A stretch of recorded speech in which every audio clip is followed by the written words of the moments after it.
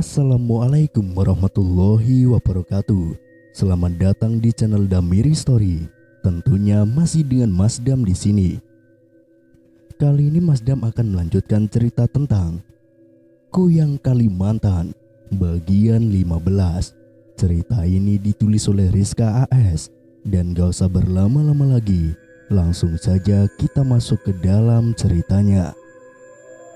Mingkar mingpuring angkala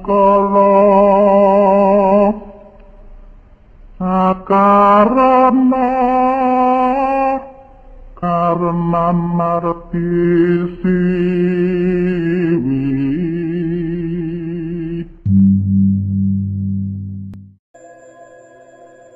Pak Asep langsung melangkah ke dapur untuk memasak dan membawanya ke villa. Dia memasak makanan kesukaan anaknya. Pak Asep sangat sibuk di dapur. Dia memasak sayur bayam, ayam goreng, tempe goreng, dan juga kerupuk. Dia juga membawa buah-buahan yang sudah dia kupas. Jam 7 pagi Pak Asep pergi, sedangkan Bu Ajeng masih belum bangun. Pak Asep dengan sumringah membawa 2 rantang yang isinya nasi lauk pauk dan juga buah-buahan dan cemilan. Dia begitu senang karena anaknya sudah kembali, walau sekarang masalahnya berganti jadi istrinya. 10 menit berlalu dia pun sampai. Pak Asep kemudian menggedor pelan pintu kamar. Aku keluar terlebih dahulu dan ternyata itu Pak Asep. "Sebentar ya Pak, saya bangunin Kak Melati." "Iya Neng, Bapak tunggu di depan ya." Akhirnya Kak Melati bangun dan menghampiri ayahnya. Mereka makan bersama sedangkan aku dan yang lainnya masih mode rebahan. Pak Asep juga membawa makanan lebih, katanya untuk kami semua. Namun kami sudah sarapan lebih dulu tadi, jadi makanannya biar Pak Kiai dan Pak Agus yang makan. Kami pun sudah berkumpul kembali di luar villa gazebo, tempat ternyaman kami di villa ini. "Bagaimana Pak? Apa ada perubahan dari istri Bapak?" Belum ada Pak Kiai. Istri saya masih keras kepala. Dia tidak mau melengsarkan ajiannya." Malam tadi istri Bapak keluar ya?" "Iya, betul Pak Kiai. Saya juga kaget." "Semalam dia mengganggu ibu hamil Pak, sampai si ibu jatuh dan keguguran." "Astagfirullah. Ya Allah, gimana ini Pak Kiai?" "Kita sudah tidak bisa menunggu Pak. Bawa saja istri Bapak ke sini lagi. Kita selesaikan paksa Pak. Karena jika tidak seperti itu, akan bertambah lagi korban jiwa. Saat ini istri Bapak sedang dirundung amarah yang bergejolak, dan kepuasannya adalah dengan menyakiti orang lain." "Iya Pak Kiai, saya akan mencoba membawanya ke sini. Atau apa kita tidak bisa Pak selesaikan di rumah saya saja?" "Bisa Pak, jika diizinkan. Kita tinggal di sana sampai semuanya beres." "Tentu boleh Pak. Tapi istri Bapak harus dikurung dulu sampai datangnya bulan purnama di malam Selasa besok." "Jika itu yang terbaik dan aman untuk semua orang, maka saya akan lakukan Pak Kiai." "Baik, ya sudah. Bapak sekarang pulang duluan dan kunci istri Bapak di kamar. Jangan lupa tutup semua ventilasi yang bisa membuat dia pergi. Nanti saya akan menyusul bersama anak-anak." "Baik Pak Kiai.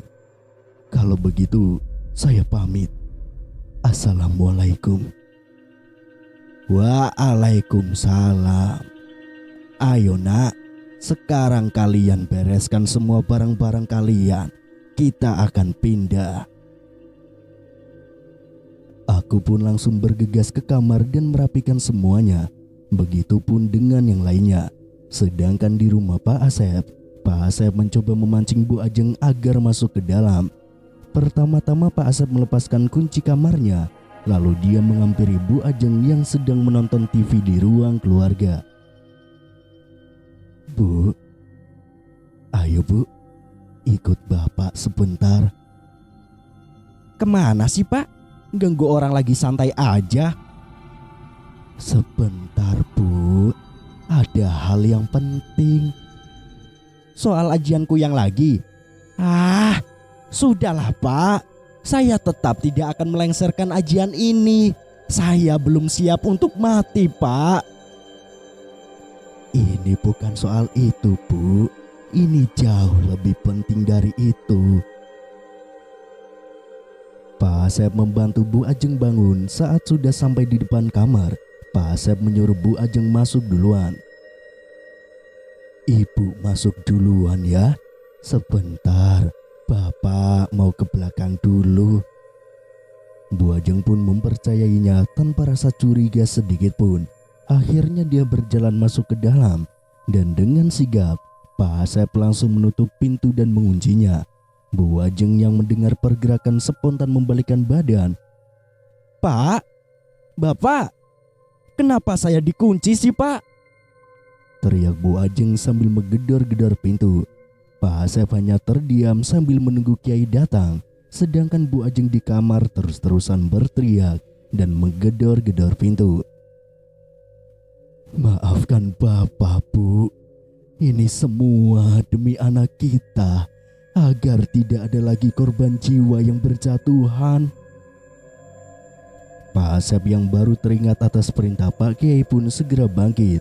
Dia mencari papan untuk menutup ventilasi jendela ataupun pintu. Setelah dapat, Pak Asep pun langsung menjalankan tugasnya. Tidak lama kami pun sampai di rumah Pak Asep.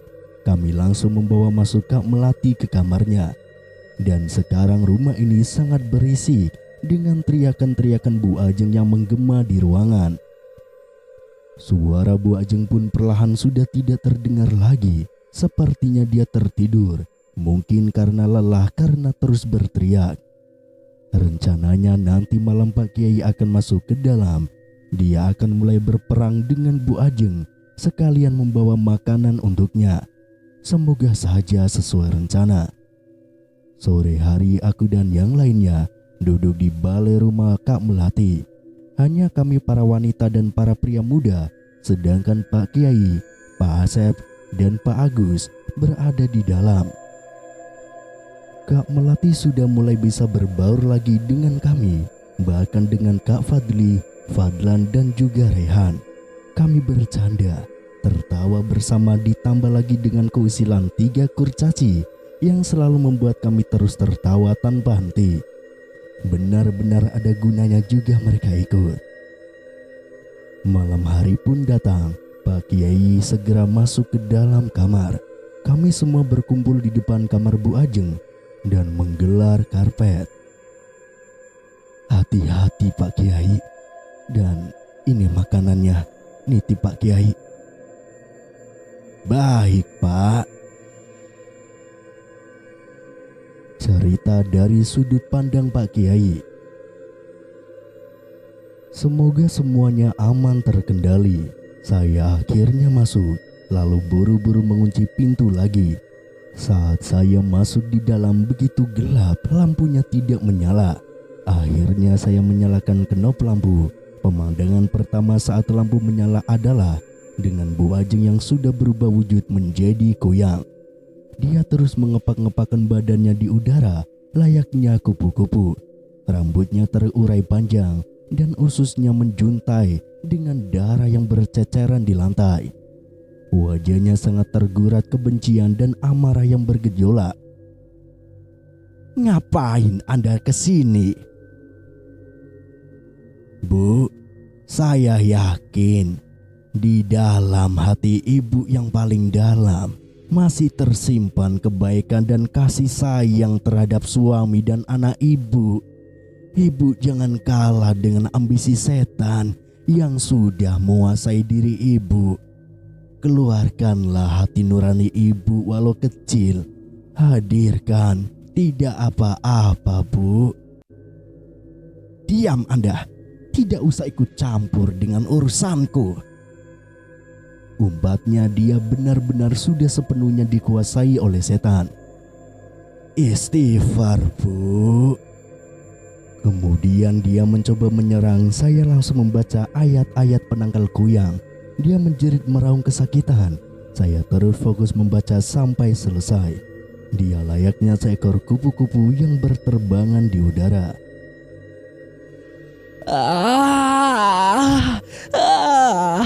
Panas, sakit,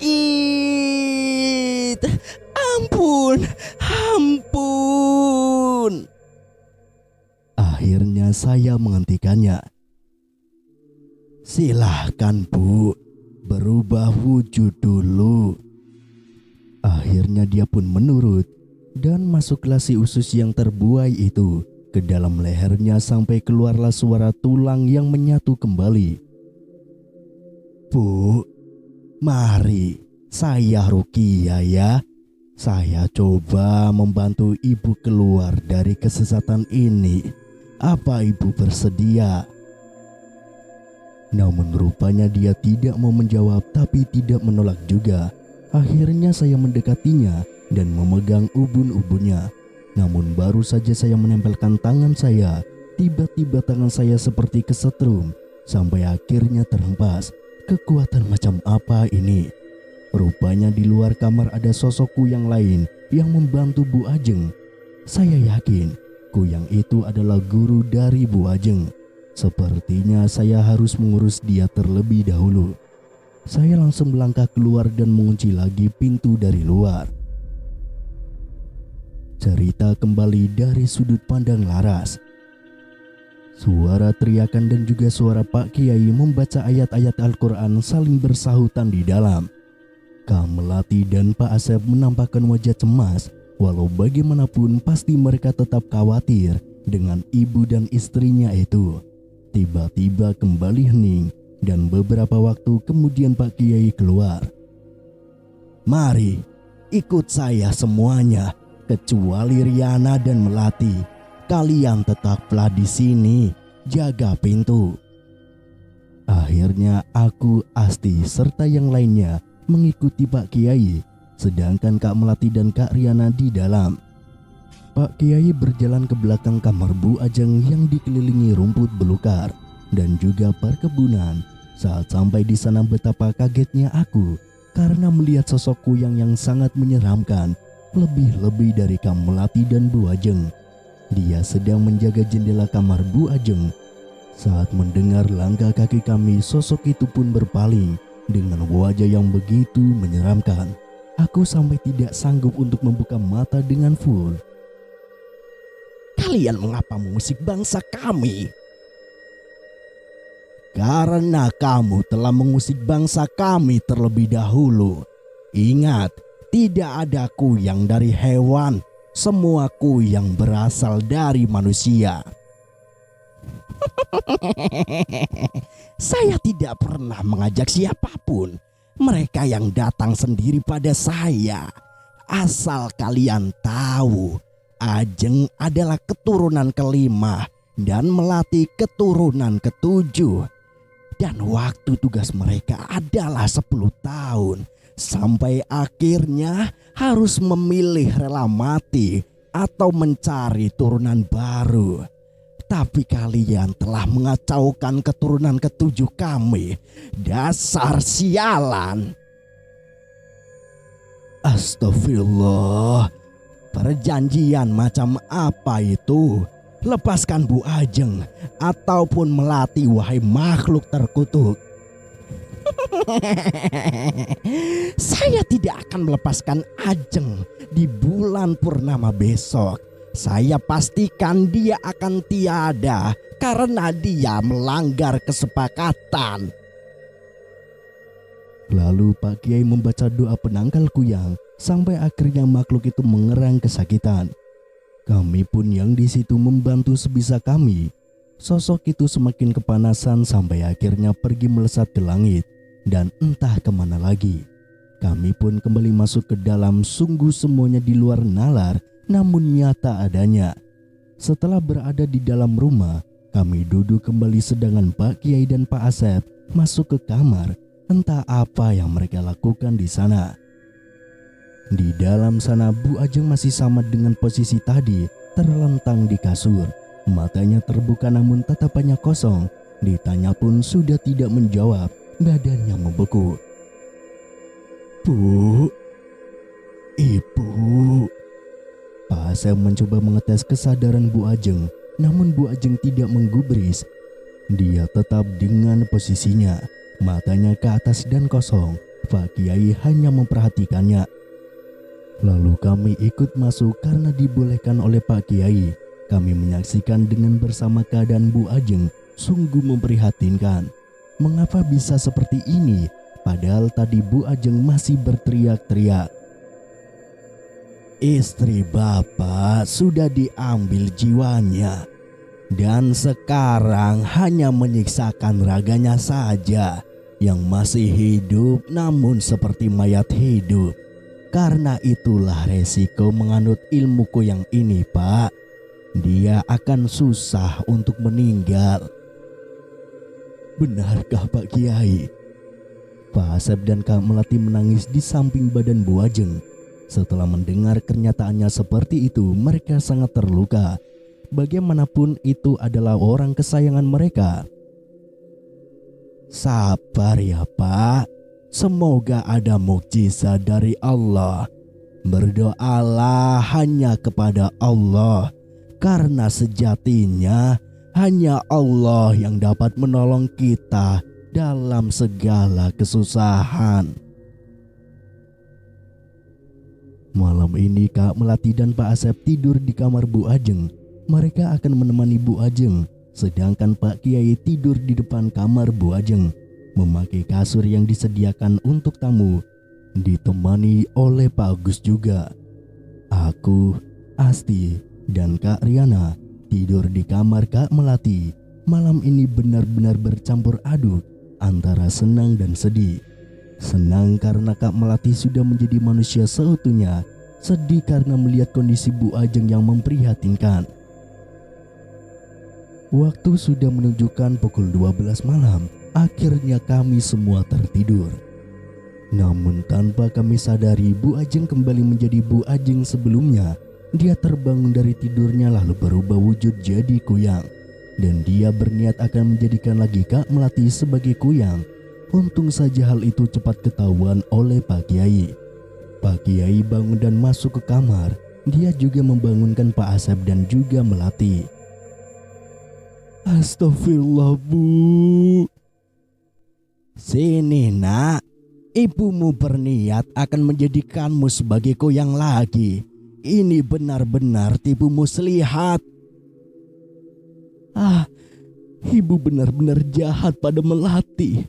Padahal Melati sudah memaafkan perbuatan ibu. Tapi ternyata ibu menipu Melati. Melati membenci ibu. Sini sayang, tolong bantu ibu. Ibu tidak mau meninggal. Tolong lakukan ini untuk ibu. Ucap Bu Ajeng. Kami yang tertidur lekas terbangun karena suara itu. Akhirnya kami keluar dan masuk ke kamar Bu Ajeng. Kami sungguh kaget dengan pemandangan ini. Bagaimana bisa Bu Ajeng yang tadi sudah membeku kini bisa menjadi kuyang lagi? Sini nak. Pak Kiai menarik tangan Kak Melati dan menyuruhnya untuk berdiri di belakangnya. Bu, saya kira ibu sudah sadar. Ternyata ibu menipu kami semua. Ibu benar-benar berhati iblis. Ibu sudah diperdaya setan. Sudahlah, kalian berikan anakku. Dia harus mau menjadi penerusku bagaimanapun caranya. Astagfirullah Bu. Ternyata kamu belum kapok juga. Pak Kiai pun mulai melafalkan ayat-ayat suci Al-Quran dengan hikmat dan nada tinggi. Bu Ajeng lagi-lagi merasakan gejolak api di tubuhnya. Dia menjerit dan terus menjerit. Namun dia juga kekeh. Aku tidak takut dengan kalian. Ayo, kembalikan anakku. Walau dia mencoba kuat dan menahannya, tetap saja pada akhirnya dia menyerah. Kekuatan Allah memang tiada bandingannya. Sialnya pintu kamar terbuka. Dia dengan sekejap melesat keluar kamar dan keluar rumah melewati ventilasi ruang tamu.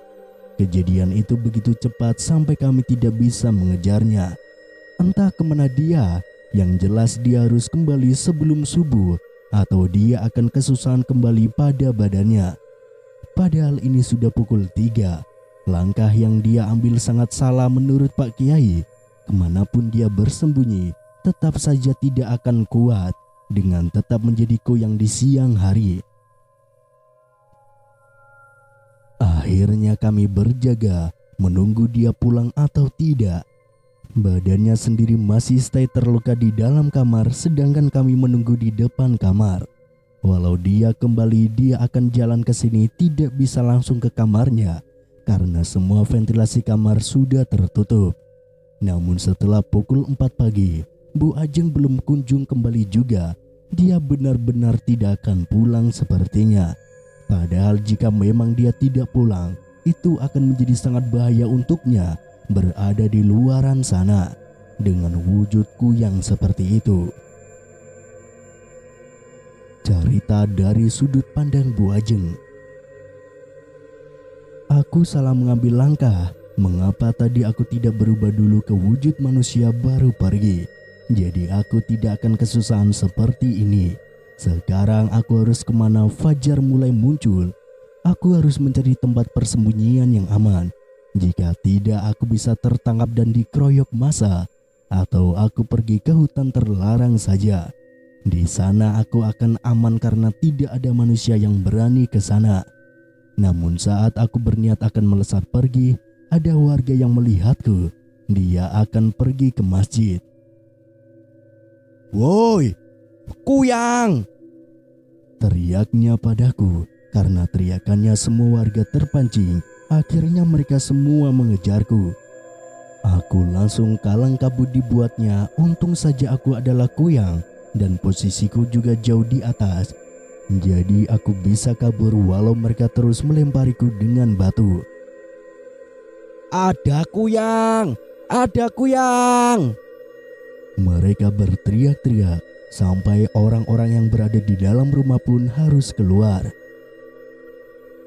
Tamatlah riwayatku. Aku tidak bisa terbang lagi semakin tinggi. Ragaku juga sudah kian lemas karena waktu sudah semakin fajar.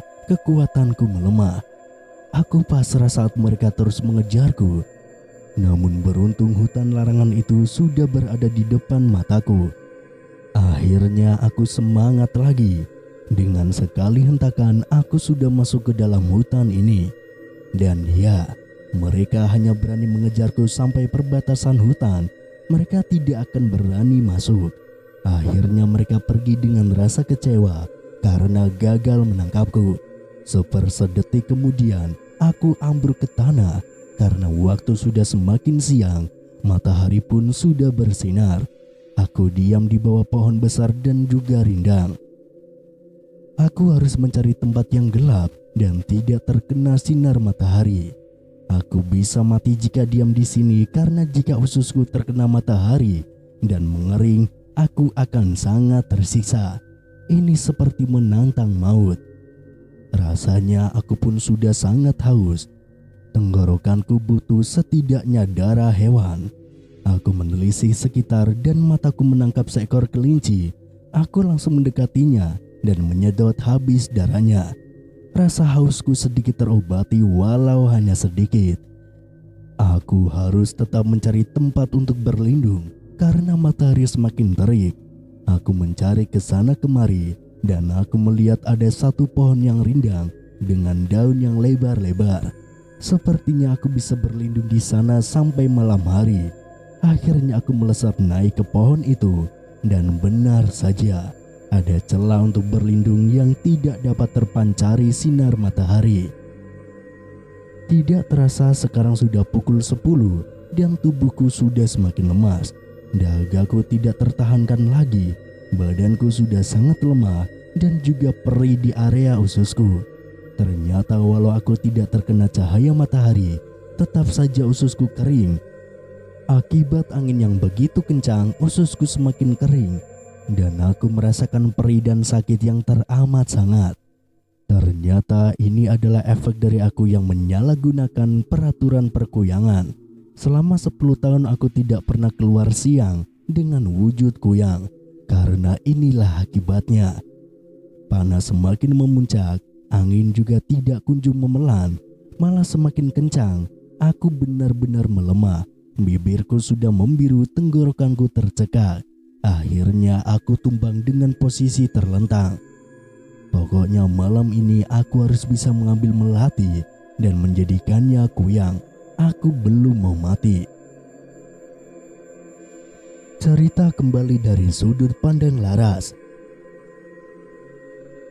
Bagaimana ini Pak Kiai? Sudah siang tapi istri saya tidak kunjung pulang. Bapak tidak usah khawatir kepadanya. Yang harus kita khawatirkan saat ini adalah Melati, karena ibunya akan kembali untuk membawa Melati dan menjadikannya kuyang. Astagfirullah. Ini tandanya kita harus menjaga Melati, Pak Kiai. Benar, Pak. Bulan purnama 2 malam lagi. Itu adalah penentuan antara Bu Ajeng dapat diganti atau Bu Ajeng yang dibawa oleh Ratu Kuyang itu. Yang jelas, jangan sampai anak saya Pak Kiai. Malam nanti saya akan menjaga Melati dengan ketat Pak Kiai. Iya Pak, kami para lelaki pasti akan membantu. Aku, Kak Melati dan yang lainnya hanya berdiam diri di kamar. Kami sudah masak tadi dan sudah makan bersama. Sekarang kami hanya menunggu langkah selanjutnya bagaimana. Bu Ajeng pun belum kunjung pulang. Entah kemana dia sekarang. Namun badannya masih ada di dalam kamarnya. Waktu cepat berlalu. Sekarang jam telah menunjukkan pukul 5 sore. Kak Melati dilarang keluar dari kamar. Semua ventilasi kamar Kak Melati pun ditutup rapat oleh Pak Asep. Dia takut jika Bu Ajeng datang lagi dan berniat untuk menculik Kak Melati. Ternyata masalah ini belum kelar juga, masih terus berapi-api. Kasihan sekali Kak Melati, dia sangat tertekan. Kami disuruh tetap di dekat Kak Melati apapun yang terjadi. Dan Fadli, Fadlan, juga Rehan disuruh menjaga kami dari dalam kamar, sedangkan bapak-bapak akan menjaga di depan kamar. Saat kami sedang mengobrol, tiba-tiba pintu kamar diketuk. Ternyata itu Pak Kiai yang akan meruqyah Kak Melati untuk yang terakhir dan juga membentengi Kak Melati dari makhluk-makhluk tidak kasat mata, tidak terkecuali bangsa kuyang.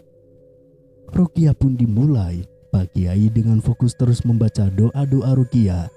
Sedangkan Pak Asep mengenadahkan kresek di bawah mulut Kak Melati, takut jika Kak Melati akan muntah-muntah lagi. Dan benar saja, Kak Melati merasakan mual seperti kemarin dan akhirnya muntah-muntah. Namun setelah itu badan Kak Melati sudah bersih dari apapun. Alhamdulillah. Setelah diruqyah, Pak Kiai pun memasang pagar gaib untuk penjagaan Kak Melati. Akhirnya setelah semua dilakukan, kami bisa bernafas lega. Setidaknya Bu Ajeng tidak akan bisa mendekati Kak Melati. Begitupun dengan bangsa lainnya.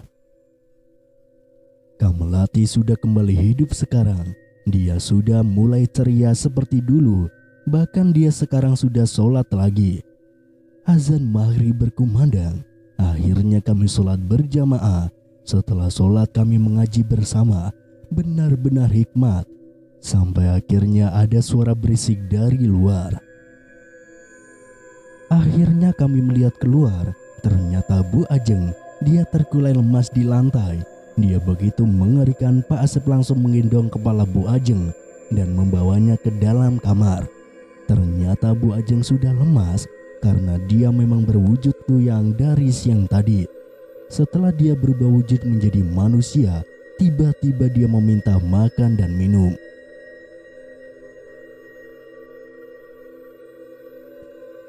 Bersambung.